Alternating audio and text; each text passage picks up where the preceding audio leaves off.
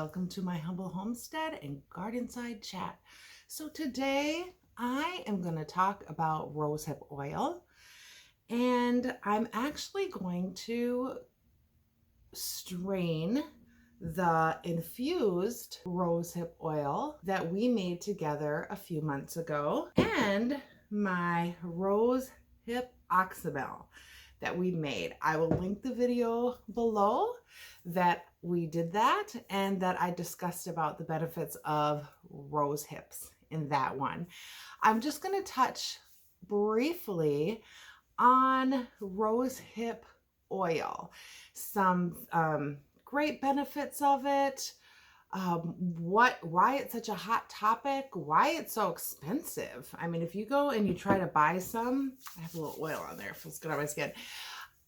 When you buy it in the beauty salon stores, it's super expensive. So what's all the hype?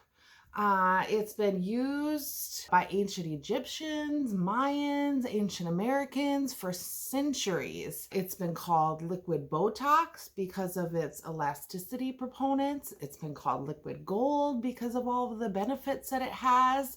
So why is it so beneficial and so expensive and such a huge hype and in so many beauty products right now? So let's discuss that. I am going to refer to a study that I actually found by Dr. Keter. He is a professor and he studied the benefits medically of it, as well as the beauty agents that many people have found. So this rosehip oil has been studied significantly.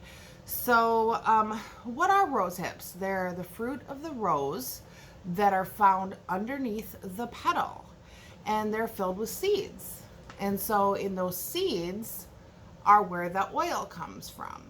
Okay, so if you just take those seeds out raw, they're actually itchy. I mean, if you just throw them at people or whatever, they're actually itchy, so they have to be processed. So for me, mine are dried. These are dried rose hips.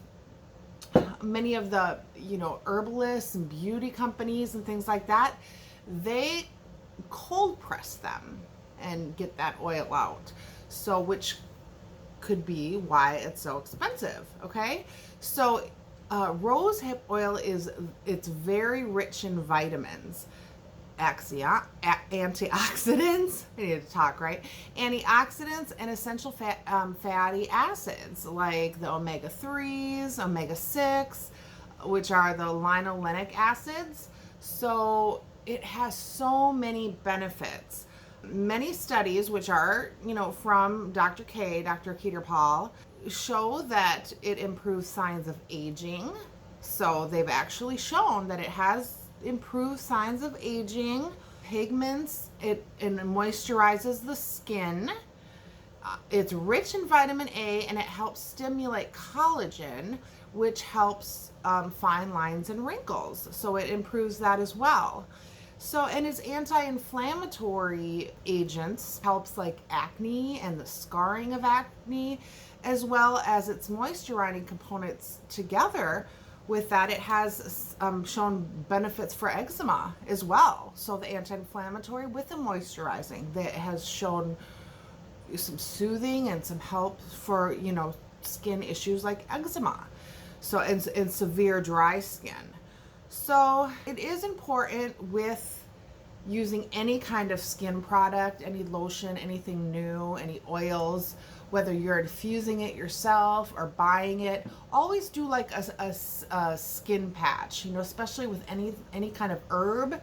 We want to make sure that no one's allergic to it. So just always do like a skin test patch to make it. But most people have found it very soothing and nice and moisturizing. So let's go over some uses of it before. Actually, I think what I'm going to do while we go over the uses, I'm going to take my oxymel, which oxymel is honey, apple cider vinegar, and the rosehip. So this is my oxymel, and I'm going to strain I'm gonna try to strain it. It's very thick. If it'll come out. And this is, for the Oxymel, it's literally like thick here. Oh, there we go. It's starting to strain a little bit. But I don't want this to all of a sudden go kerplunk, which like that. So I may end up having, up there it's starting to drain slowly. I may have to take this, let me get one. I'm gonna get a big bowl and my bigger strainer. We're gonna figure out which one's gonna work best here. I brought all 3 strainers. I think this one will, because it'll sit on there. Whoop. This like this. Yeah, and this one, there we go. Look at that, I'll just shake it out. There, it's starting to come out like that. Let me see if I put it over here. See, it's starting to come out. So I'm just gonna let this strain like this. All right, and then I'll continue to talk. So, uses for the rosehip oil. So for the face. Now, one thing with oils, so this is the oil, and I'm actually going to strain this in here.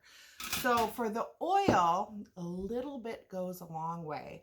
So I know a lot of people are a little bit shy about putting oils and things on their face because they're more concerned about oily skin and things like that. But really, you just need like 1 to 2 drops for your entire face. And that is super nourishing. And some people, you know, if you do have prone to oily skin or combination skin and you don't want to put it on your whole face, you can just do like the little wrinkly areas. Some people do right here, or maybe, you know, by the little eyes here, or, you know, these lines. If you do it by your eyes, you want to be careful, because getting oil in the eyes is no bueno. Not a good thing. Okay? So that's for the face. Let's see. Also, you can use it in place of a moisturizer. So like I said, just a little bit on your face. You can use it instead of your moisturizer. Some people also put a couple drops in their moisturizer, or, you know, a drop. And, you know, that is kind of what I think I will be doing with mine, is just adding a drop to my moisturizer and using it on my face. And then, oh, so other thing I saw someone did was they put a drop in their foundation, or, you know, and then they have that kind of that dewy look, you know, people who like that dewy look with the foundation. So that's a really nice, healthy benefit, and a nice way, if you like that dewy look with your foundation, you can do that. And then for the lips, I get really dry lips and dry skin in the winter. So I'm going to try this. So, you know, using it on your lips, I'll probably use it. I have so much lip balm and stuff next to my bed. So I actually make my own lip balm now. So I was going to make some with the rosehip oil. So I'm going to use it for lips and try that. That's one thing, which is why I kind of infuse this oil. And you can use it as a lip scrub. You can take like a little bit of brown sugar and do a lip scrub. That's supposed to be really good too. So those are some face uses. And then your hair. So it's also really good and nourishing for your hair. So you can use it as like one of those really deep conditioners. Apply it to your hair. Just all over your hair, massage it into your scalp, all of that. Leave it for 30 minutes and then wash it out. And that just really nourishes everything, puts all of those antioxidants and vitamins in your hair. And it's so much more cost effective, especially if you infuse your own, than going to the salon and getting that deep conditioning done. So, and also people have really dry, itchy scalps. You can use it as a scalp treatment and just massage it into your scalp. And here's what I'm going to try. In the winter, I have Felicity, flyaway hair, all of that. So you can take a drop or two in the palm of your hair, rub it, and on the flyaways or the frizz, I'm going to try that out and see how that works. So that is a good thing for the hair, the way we use the rosehip oil. You can use it for nail and cuticle treatments. my nails are just, it's garden season. I have garden hands and nails, and I was laughing because I did a Happy Mail video yesterday because my friend Mary sent me some Happy Mail yesterday. And so I did a hat where I was trying to, she does her like hand because she has her YouTube channel. So, and I was like, oh, Mary, I had dirt under my nails from my garden. I didn't even, because I was doing it on my work break. I didn't even like take time to look at it. So yes, cuticle and nail. One day I will take care of my hands and cuticles, and I'll try it as that too. So that, yeah, if you guys really are into manicures and stuff, that's a great thing. I tell you, once I moved out to the homestead, there are things that are just, you've seen some of my videos where it's just like, I am out of bed and can get my cup of coffee and you are having it with me. It is real and raw, people. But anyway, so that, and as body moisturizer. So oils are so good because they're not full of chemicals. And, you know, if you don't make your own lotions, this is super easy to make. Like just to infuse the rose hips and, you know, or to infuse oils. So it's super easy to do. And, you know, you can either just like, little goes a long way. Again, you don't want to feel like you've, I don't know, been rolling around in a, in a grease pond or something, but, you know, just a couple drops and, you know, rubbing it in, or, you know, putting a couple drops in your lotion or whatever you do use. That's good. But this is such a great moisturizer, and not, there's no chemicals in there. So that also, you know, what's really good is, and I love this because I remember when I was little, my mom used to sell Avon. I used to put the Skin So Soft in my bath. You can put a couple drops of the rosehip oil in your bath, and it's like having a nice luxury bath, and it moisturizes your skin while you're in there. And then when I do that, I don't even need to put anything on after, because my skin is already soft when I get out of the tub. So that's a good thing. One thing though, when you do use oils in your tub, just be careful when you get out, because sometimes the tub is slippery and you certainly don't want to slip and fall and get hurt and be like, that Trina, she gave me that idea. So, but yeah, go ahead and do that. It's just kind of, you know, it's self-care. It's just nice to do little splurgy things and for yourself and take care of your skin. Let's see if I forgot anything. Let me, oh yes, oh yeah, your feet. It's good for dry and cracked feet. Oh my gosh, winter's coming, you guys. Those heels, those dry, you can, you know, in the winter, I used to take, before I was all into natural more stuff, I used to take baby oil or Vaseline, and I would rub them all over my feet, and then I'd wear socks to bed to try to keep my feet, you know, from, you know, they get dry in the winter.